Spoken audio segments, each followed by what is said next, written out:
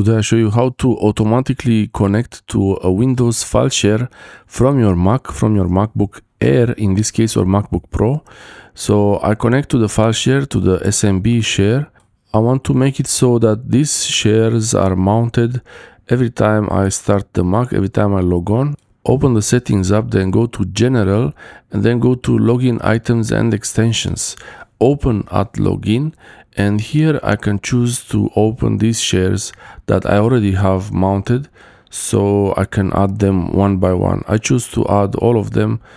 It's not really, you don't really have to add all the shares from a Windows computer, and this could be shares from any NAS storage device or another Mac. Anywhere you might have some shares.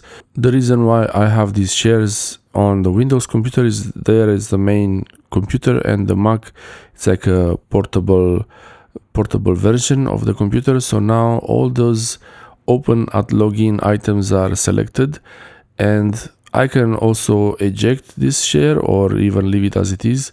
And to try this, you have to either restart your Mac or log out. So first I will eject the share, I will eject all the shares, and then after a restart you will see what happens. Also, there might be some problems if the network share is not accessible immediately.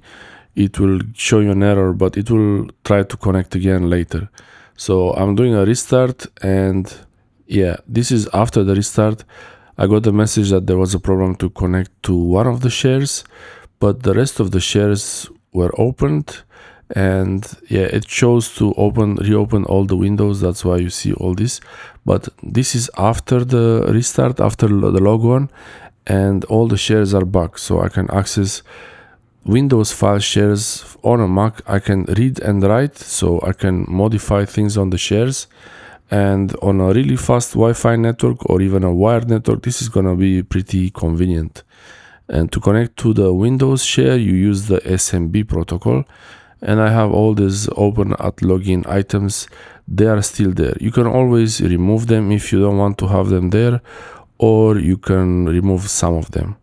I hope this helps you connect to Windows shares from your Mac and even do it automatically. Thanks for watching.